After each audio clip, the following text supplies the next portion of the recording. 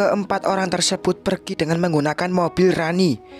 Mereka masih beruntung karena Seno tak menyita fasilitas milik Rani.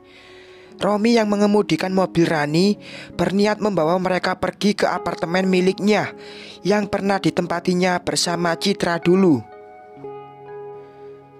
Sesampainya di sana, mereka harus menelan kekecewaan karena Seno bergerak lebih cepat. Seno menyuruh orang untuk menjaga apartemen tersebut dan juga menyuruh mereka untuk tak mengizinkan siapapun untuk masuk ke dalam. Mereka kembali ke tempat parkir dengan rasa marah yang luar biasa. Mulut Wanda tak pernah diam. Seperti biasa, Wanda mengeluarkan segala caci maki untuk Seno dan juga Citra. Saat mereka sudah berada dalam mobil, Wanda mengingat rumah lama orang tua Seno yang ada di pinggiran kota. Wanda pun meminta Romi untuk menuju ke sana. Saat tiba di sana, mereka kembali marah karena Seno melakukan hal yang sama saat di apartemen tadi. Mereka yang hanya berkeliling tanpa tujuan setelah diusir dari rumah lama orang tua Seno akhirnya memutuskan istirahat sebentar di sebuah taman. Mereka semuanya terdiam, kecuali Wanda yang tak pernah berhenti mengomel. Romi lalu mengambil dompet dari kantong celananya dan melihat isi dompet tersebut yang ternyata hanya ada uang receh yang dihitungnya hanya sebesar Rp300.000. Memang selama ini Romi tak pernah memegang uang cash. Jikapun ada, itu hanyalah kumpulan dari uang kembalian yang diterimanya saat berbelanja sesuatu. "Ran, uang kamu masih ada berapa?" Romi melihat ke arah Rani dengan serius. "Nggak tahu juga mas, emang kenapa? Coba dicek dulu, biar kita bisa cari kontrakan. Nggak mungkin kan kalau kita hanya berkeliling nggak jelas." Rani mengambil HP dan mengecek saldonya lewat mobil banking. Kemudian disodorkan HP-nya pada Romi untuk melihat saldo miliknya. Romi langsung tersenyum lega melihat saldo milik Rani yang masih ada di angka 300 jutaan. "Gimana kalau kita beli rumah aja? Biar kecil juga nggak apa-apa daripada ngontrak." Romi kembali melihat Rani dan bertanya, "Tapi mas, uangnya sisa ini. Nanti gimana kalau aku mau beli sesuatu?" Rani kurang setuju. "Tenang aja, nanti setiap mas terima gaji, mas akan kasih kamu juga. Walaupun sedikit, tapi pasti mas akan kasih." Romi berusaha membujuk Rani. "Oke, terserah mas saja." Rani terlihat pasrah. "Ya sudah, tunggu. Mas hubungi teman mas dulu. Kemarin katanya dia mau jual rumah peninggalan orang tuanya." "Jelek dong mas rumahnya. Aku nggak setuju." Tari langsung menolak. "Nggak jelek juga. Kemarin mas sempat mampir waktu lewat. Rumahnya bagus karena sudah direnovasi." Romi melihat ke arah Tari. "Tapi mas, carilah rumah besar dan mewah. Coba aku tanya rumahnya berapa lantai dan bergaya apa." Tari masih menolak. "Rumahnya memang kecil dan tidak berlantai 2, tapi cukup untuk kita karena memiliki 3 kamar tidur, ruang depan, ruang keluarga dan juga dapur. Lagian dia menjualnya dengan harga yang cukup murah, hanya 275 juta. Pokoknya aku nggak mau. Lebih baik kamu minta maaf sama ayah kamu dan kita kembali ke sana. Biar kamu juga bisa kembali mendapatkan semua fasilitas kamu. Kalau kamu nggak setuju, baiklah. Aku bisa antarkan kamu ke rumah orang tuamu saat ini juga." Romi yang sudah emosi langsung membentak Tari. Tari langsung terdiam begitu dibentak. Melihat Tari yang sudah tidak protes lagi, Romi langsung menghubungi temannya dan mereka masih beruntung juga karena rumah tersebut belum laku terjual. Mereka langsung menuju ke rumah tersebut dan bertemu dengan teman Romi. lalu melakukan transaksi. Mereka membayar setengahnya terlebih dahulu. Nanti setelah semua surat-suratnya beres, barulah mereka akan melunasinya. Kemudian mereka masuk ke dalam untuk beristirahat. Tapi mereka harus beristirahat di lantai, karena rumah ini masih kosong tanpa perabot. Romi harus kembali membujuk Tari dan Rani agar mau tidur di lantai malam ini saja, karena besok baru mereka akan berbelanja. Berbeda dengan Tari dan Rani, Wanda tak banyak protes soal pembelian rumah dan tidur di lantai. Wanda lebih banyak diam dan menurut saja. Wajah Wanda juga terlihat banyak beban pikiran. Hanya sesekali Wanda memaki dengan menyebutkan nama Seno dan Citra. Kemudian Wanda akan kembali diam dan tak lama akan mengulanginya lagi. "Maaf, Anda siapa? Kenapa ada di ruangan saya?" Romi bertanya pada orang yang duduk di meja kerjanya. "Oh, maaf. Perkenalkan, saya manajer produksi yang baru," ucap orang itu sambil menyodorkan tangan pada Romi untuk bersalaman. Romi terlihat marah. Dia tak ada niat untuk menjabat tangan orang tersebut.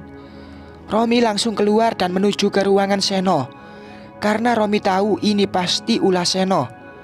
Romi pergi menghadap Seno untuk menanyakan tujuan Seno mengganti dirinya. Romi yang kelihatan sangat marah itu langsung masuk ke ruangan Seno tanpa diketuk terlebih dahulu.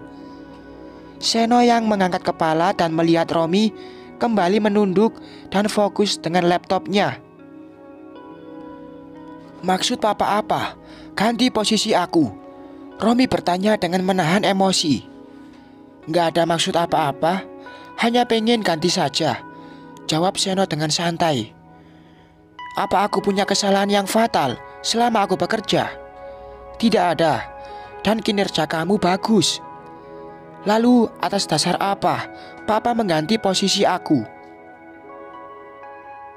"Memangnya harus ada alasan untuk mengganti kamu?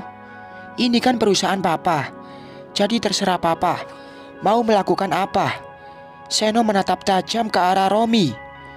"Jika kamu mau, kamu masih bisa bekerja di sini, tapi sebagai karyawan biasa," lanjut Seno.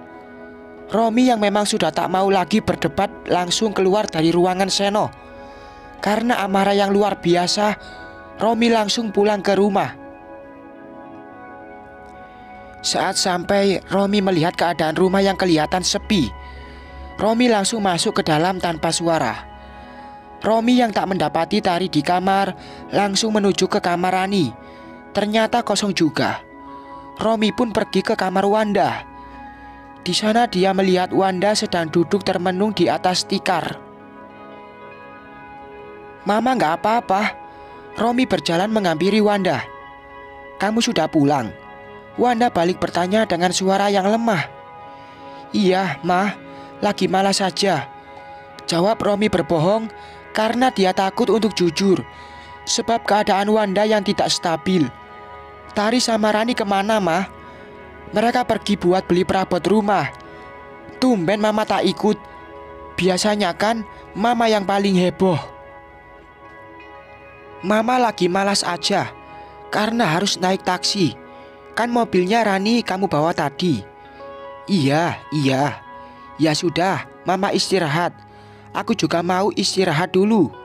Romi langsung beranjak keluar dari kamar Wanda dan menuju ke kamarnya. Romi terbangun dari tidurnya saat mendengar suara ribut-ribut. Romi yang masih setengah sadar itu memaksa keluar untuk melihat keadaan di luar rumah.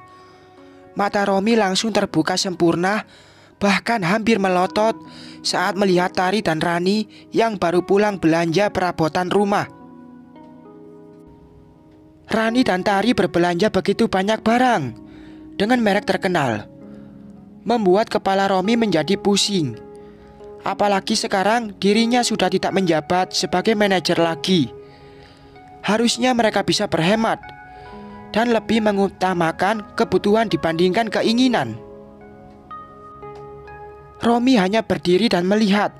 Rani dan Tari yang menyuruh orang-orang yang membawa belanjaan mereka untuk langsung disimpan di tempat yang diinginkan.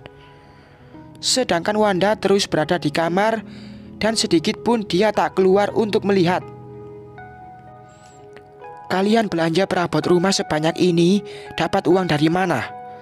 Perabotnya juga kelihatan mewah.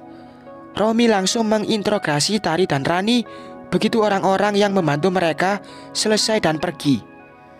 Tenang saja mas, uang untuk melunasi rumah ini masih aman. Tidak aku ganggu gugat, jawab Rani santai. Iya mas, lagian kan rumah ini sudah kecil, jadi kita harus mengisinya dengan barang-barang yang bermerek agar terlihat mewah, sambung Tari. Betul itu mas, lagian kita beli pakai uang hasil jual beberapa aset perhiasan mama, timpal Rani. Iya mas, ngerti, tapi tolong mulai sekarang kalian harus belajar untuk berhemat. Romi melihat Tari dan Rani secara bergantian. Sudahlah mas, toh ini kan beli juga untuk kita. Sekarang tinggal cari pembantu dan semuanya beres, Tari berkata dengan enteng. Kita tidak usah pakai pembantu, kalian bisa saling membantu dalam menyelesaikan pekerjaan rumah. Gak bisa dong mas, aku gak mau, nanti kuku aku pada rusak, protes Tari. Iya mas, aku juga gak mau, pakai aja pembantu kenapa sih? Lagian kan gaji mas lebih dari cukup untuk membayar gaji pembantu, Rani juga protes. Sekarang tidak lagi, bahkan mas sendiri tidak tahu apa nanti gaji mas cukup untuk memenuhi kebutuhan kita untuk sebulan atau tidak. Romi terlihat lemas. Maksud mas gimana ya? Kok aku gak paham? Tari terlihat bingung. Jabatan aku diturunkan dan diganti dengan orang lain. Aku sekarang hanya menjadi karyawan biasa, Romi berbicara dengan pelan. Apa? Gak mungkin mas. Kenapa papa kamu setega itu sih mas? Tari terlihat shock dan langsung terduduk di kursi. Sedangkan Rani hanya mampu menggelengkan kepalanya sambil menutup mulutnya dengan tangan. Bruk! Mereka yang terlihat shock dan lemas langsung balik ke arah bunyi yang didengar. Ternyata Wanda yang jatuh dan pingsan. Karena Wanda mendengar kalau jabatan Romi sudah diturunkan. Mereka semua langsung berlari ke arah Wanda dan mengangkatnya ke atas sofa. Terlihat Romi dan Rani yang sangat khawatir terus menggosokkan minyak di tangan dan kaki Wanda. Sedangkan Tari hanya melihat dari tempatnya duduk. Bersambung.